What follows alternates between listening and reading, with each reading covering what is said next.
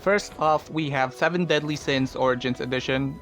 From what I've gathered, this game is free to play and it's a PvE co-op multiplayer game with some PvP aspect to it. I'm guessing the PvP aspect is more of like going to a certain coliseum where you can access that particular function of the game. Because from what I've gathered, this game is more like Genshin Impact or Wuthering Waves, where the focus really is on PvE, open world, and being a co-op game. I love the designs of the characters and the world of the Seven Deadly Sins. Even though I didn't finish the original series, I did start watching the second one with Tristan, so it's pretty fun seeing him in this game. I hope the others make it as well, because I'm really interested and I'm waiting for the next season of the series.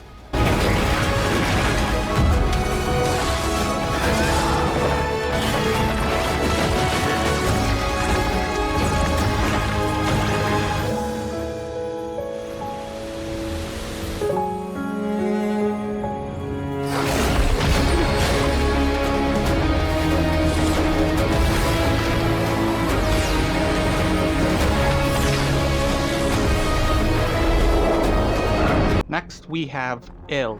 Ill looks grotesque, and you just want to throw fire at the enemies. I haven't really played a survival FPS game before, or I don't think I've played any survival games before, so this will be a first for me. It looks amazing. I really do want to kill the enemies here. They're very uncanny. I hope that there's a flamethrower at some point in the game. Just burn them all to the ground, leave nothing behind, kind of thing. The physics and the dismemberment it looks really, really cool. And yeah, like I've said, it's borderline uncanny valley, where you just can't stop looking at it, even though, yeah, it's repulsive. Kill it. I'm very excited for this game. I hope that it does well. I am looking forward to more gory games, so this is right up my alley. By the way, Ill isn't developed by Mundfish, they're just co-publishing it. The developer is Team Cloud.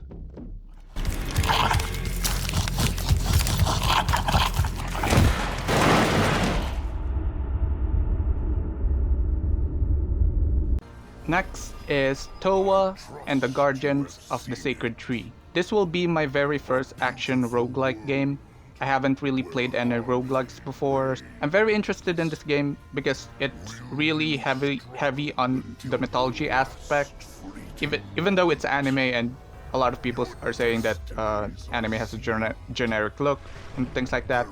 But the designs of the creatures, the world, the designs of the characters are all very intriguing to me. So I'm very much looking forward to buying this game and seeing how good it is. I hope that it's great. I'm very excited to explore more Japanese myths, especially because I really think this would go more into the obscure ones that we're not very familiar with. If anything, the game kind of reminds me a lot of Inuyasha, with the way the creatures look, both grand and sort of uncanny. Yeah, I like that type of mythology, and I do want to venture out more into genres that I've never really played or explored before.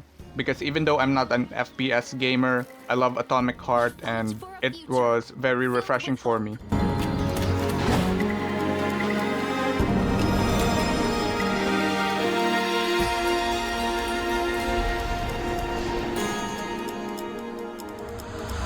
Towa and the Guardians of the Sacred Tree.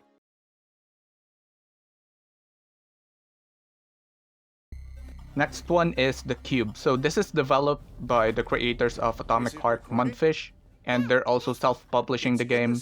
It's an MMORPG shooter. It's not a survival game, so thank God. I don't think I'd really be good at an online survival games. An MMORPG shooter that's focused on online co-op, so there's no PvP in the game, which yeah, I'm looking forward to. I really don't like PvP that much. I guess I'll try some PvP games at some point, but definitely not something that currently interests me.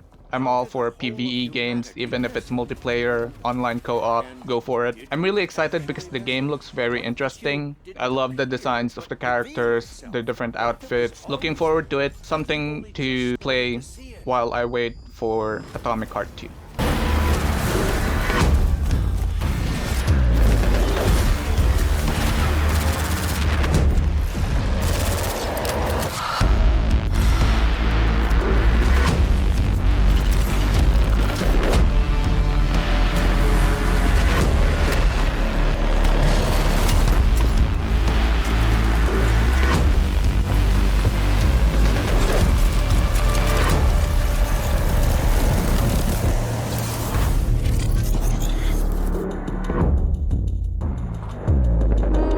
And the last one for my day one list is Atomic Heart 2, of course. I love the first Atomic Heart. I bought all the DLCs. There's still the fourth DLC coming. So this trailer is mostly cinematic. They're essentially just telling you, yeah, this is in the works. And I can't wait for the fourth DLC for the first game. And I can't wait for this one to come out. Probably in maybe 3 to 4 years of development. The game looks amazing. They're leaning more heavily into the RPG mechanics of the game and less on the just pure FPS gameplay.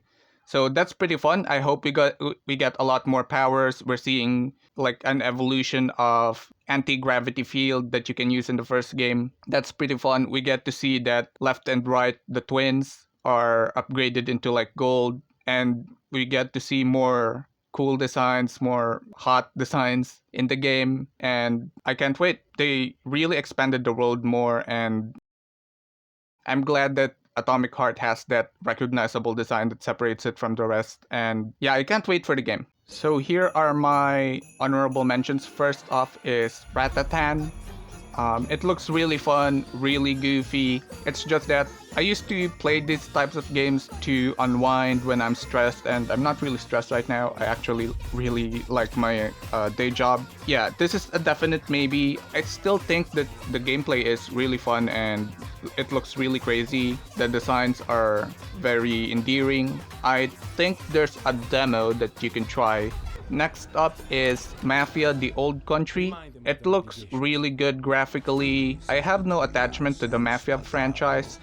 My interest in this game is to sort of treat it like virtual tourism, see like what Italy was like back in the day. As for the gameplay, the general story, I'm not really into super realistic stories in video games, so I'm not sure about this game, but yeah, it's very impressive and I'm sure a lot of people will like it.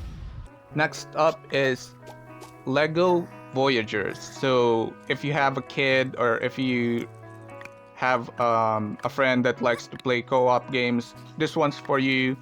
It's very family oriented given the overall design. It would need some creativity and a lot of cooperation. So I hope people get interested in the game. Next is Chronicles Medieval. So from what I've gathered in the game or from Steam, you start out as a peasant and then move up the ranks of like the kingdom. Essentially, there's base building, but it's not an RTS game. It's really an action game. So this is more akin to Rise, Son of Rome. I believe you'll be able to manage your army more in fights. So that's pretty cool. And the fights are all in third person. So it's really like an all-out war where you get to build your base and essentially have an army behind you. So that's pretty cool. And next is Code Vein 2. The game looks amazing, but I did play Code Vein 1 and it looked amazing back then as well. However, it didn't click for me. It's not really the type of game that I like. That's why I'm quite apprehensive about trying Souls-likes, because Code Vein is essentially a Souls-like game. I'm not sure. Maybe I'll try it at some point, but because the gameplay does look a lot faster, sort of more DMC than the first one. I like the character designs a lot. And yeah, the monster designs are amazing as well. Definitely a maybe, something I'll check out at some point. Lastly is RE9 or Resident Evil Requiem. I have never played a Resident Evil game.